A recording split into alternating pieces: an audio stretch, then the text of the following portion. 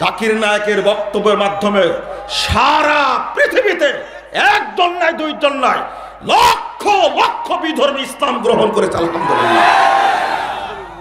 বন্ধ করে দিলে কি জন্য?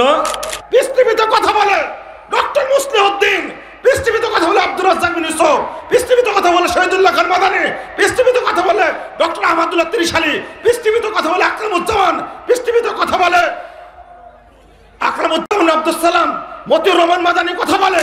হুজুরদেরকে বলি, আজকে যখন দেশের মানুষ এই নোংরা চ্যানেলগুলো থেকে বিরত হয়ে পিস টিভির মতো চ্যানেলটা দেখছিল এবং আনন্দ পাচ্ছিল, অথচ এই চ্যানেলটা এই টুপিওয়ালা পাগড়িওয়ালা আল খেলাওয়ালারা গিয়ে রিপোর্ট দিয়ে বন্ধ করে দিল। আপনার ব্রেনের মধ্যে লন্ডনের আইন জানা আছে, আপনার ব্রেনের মধ্যে চীনের আইন জানা আছে, কানাডার আইন জানা আছে, ভারতের আইন জানা আছে, বাংলাদেশ সংবিধানের সব আইন জানা আছে, অথচ আপনার মধ্যে শুধু কোরআনের আইন নয়, কোরআন সম্পর্কে আপনি জানেন না, রাসূলের জীবনী সম্পর্কে আপনি জানেন না। আপনি যত বড় শিক্ষিত হন না কেন, ইসলাম সম্পর্কে যদি জানা না থাকে আপনি মূর্খর চেয়েও বড় মূর্খ। আমি শিক্ষিত ব্যক্তিদের বলবো, জেনারেল শিক্ষিত মানুষকে বলবো, আপনার পদমর্যাদা অনেক বেশি, আপনার জ্ঞান অনেক বেশি, আপনি বিসিএস ক্যাডার হতে পারেন, আপনি ডক্টর করতে পারেন অক্সফোর্ড বিশ্ববিদ্যালয় থেকে। আমি বলবো আপনার মনে যদি অহংকার থাকে, অহংকারের কারণে যদি পড়াশোনা না করেন, আমরা মাথায় টুপি দিয়ে মাথায় টুপি মুখে দাঁড়িয়ে আছে, আপনার অহংকারের কারণে আমাদের লেখা বই আপনি পড়বেনও না, বক্তব্য শুনবেন না, আর বলবেন হুজুরের উপরে দিয়ে ভর বিসমিল্লাহি আল্লাহু আকবার। এছাড়া কিছু বলবে কি? হুজুরের উপরে দিয়ে ভর বিসমিল্লাহি আল্লাহু আকবার। ভুল ধরলেই বলবে। আপনি তো পড়তে জানেন না, এত অহংকার কেন? আপনার ব্রেনের মধ্যে আমেরিকার আইন বুদবুদ করছে, আপনার ব্রেনের মধ্যে লন্ডনের আইন জানা আছে, আপনার ব্রেনের মধ্যে চীনের আইন জানা আছে, কানাডার আইন জানা আছে, ভারতের আইন জানা আছে, বাংলাদেশ সংবিধানের সব আইন জানা আছে, অথচ আপনার মধ্যে শুধু কোরআনের আইন নয়, কোরআন সম্পর্কে আপনি জানেন না, রাসূলের জীবনী সম্পর্কে আপনি জানেন না। আপনি যত বড় শিক্ষিত হন না কেন, ইসলাম সম্পর্কে যদি জানা না থাকে আপনি মূর্খর চেয়েও বড় মূর্খ। আপনাকে কে অহংকার শিখালো? আপনারা যারা আসছেন আজকে বহু দূর দূর থেকে, হাজার হাজার মানুষ, সবগুলো হলো গিররুন কারিম, দরিদ্র হতদরিদ্র অশিক্ষিত মূর্খ মানুষ এসেছেন আল্লাহর নবীর প্রতি দয়া করে, আল্লাহর প্রতি ভক্তি দেখায়া, আল্লাহকে মাবুদ হিসাবে গ্রহণ করে দ্বীনের প্রতি মহব্বত করে এসেছেন। কিন্তু যারা শিক্ষিত তারা বাড়িতে বসে বসে ইস্টার জালসা দেখছে। দেখে না? বোধ বুদ্ধি হবে কোথায় থেকে? এখানে হুজুরদের অবদান আছে, হুজুরদের অবদান আছে না? হুজুরদেরকে বলি, আজকে যখন দেশের মানুষ এই নোংরা চ্যানেলগুলো থেকে বিরত হয়ে পিস টিভির মতো চ্যানেলটা দেখছিল এবং আনন্দ পাচ্ছিল, অথচ এই চ্যানেলটা এই টুপিওয়ালা পাগড়িওয়ালা আল খেলাওয়ালারা গিয়ে রিপোর্ট দিয়ে বন্ধ করে দিল। আমার অভিযোগ তার বিরুদ্ধে। আপনি পিস টিভি বন্ধ করলেন, ভালো কথা, স্টার জলসার বিরুদ্ধে কথা বললেন না কেন? জি বাংলার বিরুদ্ধে কথা বললেন না কেন? জেটিভির বিরুদ্ধে কথা বললেন না কেন?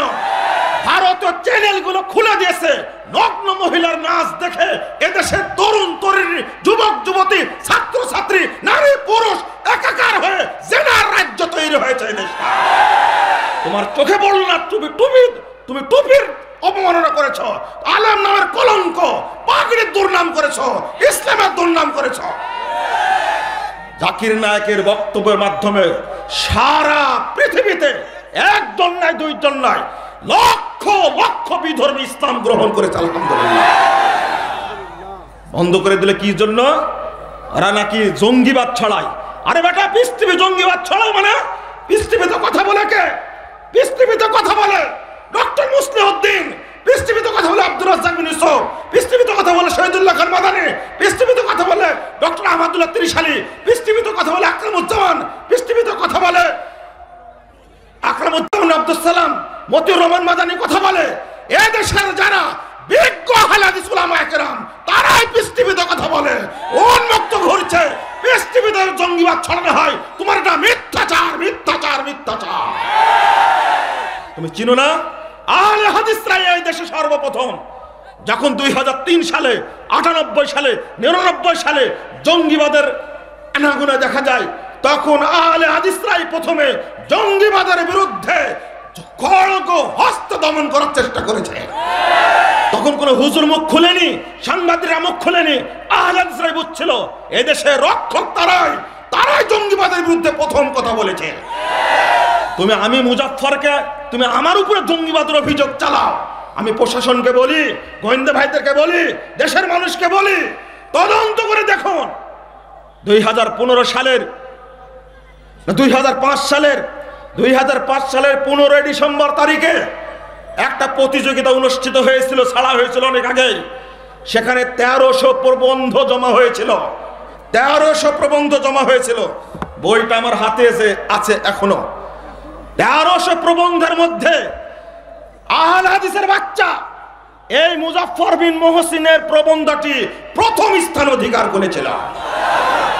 তুমি উসমানী স্মৃতি মিলনায়তে খুলে দেখো 15 ডিসেম্বরের রেকর্ড, সেখানে 5 শতাধিক আলেমের উপস্থিতিতে প্রথম পুরস্কার নিয়ে সেখান থেকে এসেছি আমি। আর তুমি আমাকে জঙ্গি বলো। বইটি প্রিন্ট হয়েছে প্রায় 87 পৃষ্ঠা বইয়ে। এই বইটার ভ্রান্তির বেড়াতে লেখা প্রতিদিন 87 পৃষ্ঠা ব্যাপী এই বইয়ের মধ্যে জঙ্গিবাদের বিরুদ্ধে লেখা আছে। তুমি আমাকে জঙ্গি বলে আখ্যায়িত করো, আহলে হাদিস প্রোগ্রাম বন্ধ করে দেওয়ার চেষ্টা করো, তোমাকে দেখ, এটা শয়তান ছাড়া কেউ করতে পারে না। রেকর্ড খুলে দেখো। পুরস্কার হাতে তুলে দিলেন সেই সময়ের বিখ্যাত উলামায়ে কেরাম, খতিব ওবায়দুল হক, বাইতুল মোকাররমের খতিব, জাতীয় মসজিদ খতিব, তিনি উপস্থিত ছিলেন। আব্দুল কাহার সিদ্দিকী ফুরফুরা পীর সাহেব, বড় আলেম, তিনি উপস্থিত ছিলেন। মাসিক মদিনা সম্পাদক মাওলানা মুহিউদ্দিন খান, তিনি উপস্থিত ছিলেন। আর উপস্থিত ছিলেন বসুন্ধরা আব্দুর রহমান, উপস্থিত ছিলেন। আর উপস্থিত ছিলেন যখন পুরস্কার হাতে তুলে দেন আরো 2 জন ব্যক্তি উপস্থিত ছিলেন, নাম ভুলে গেছি। আর আমাকে উল্টা তুমি জঙ্গি বলার চেষ্টা করো, তোমার একটু বোধ হয় না? আহলে হাদিসদের জঙ্গি বলার চেষ্টা করো, বোধ হয় না? তুমি এটা কিভাবে করলে? এটা আমি আবেদন জানাই, স্টার জলসা ঠেকানোর জন্য, নোংরা চ্যানেল ঠেকানোর জন্য সরকারের উচিত আবার পিস টিভি খুলে দেওয়া।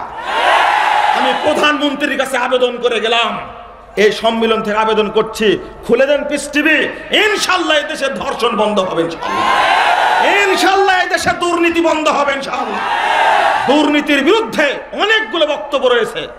আমরা যখন কথা বলি, সন্ত্রাসের বিরুদ্ধে বলি, জঙ্গিবাদের বিরুদ্ধে বলি, সুদের বিরুদ্ধে বলি, যৌতুকের বিরুদ্ধে বলি, আমরা মাদকতার বিরুদ্ধে উন্মুক্ত কণ্ঠে বক্তব্য দিয়ে থাকি। আমাদের বক্তব্যগুলো সব ইউটিউবে আছে, খুঁজে দেখুন। এখানে আপনার গা জ্বালা হলো কেন? বন্ধুরা আমার, চলে গেছিলাম ওই দিকে, আবার ফিরে আসছে আপনাদের কাছে। আজকের প্রেক্ষাপটে আহলে হাদিস আজকে কোণঠাসা হয়ে গেছে। দ্বিতীয় কথা হলো, মানুষ বিভক্ত হয়েছে 2 ভাগে। এক ভাগ ধর্মীয় মতবাদে বিশ্বাসী, তাই না? আর এক ভাগ কিসে? আর এক ভাগ বিশ্বাসী কিসে? তথাকথিত না, এই প্রচলিত এই বস্তুবাদী রাজনীতিতে বিশ্বাসী, তাই না? এই 2টা থেকে আমাদেরকে বিরত থেকে পবিত্র কোরআন এবং সহিহ হাদিসের পথে চলতে হবে, এছাড়া কোনো পথ বাকি নাই।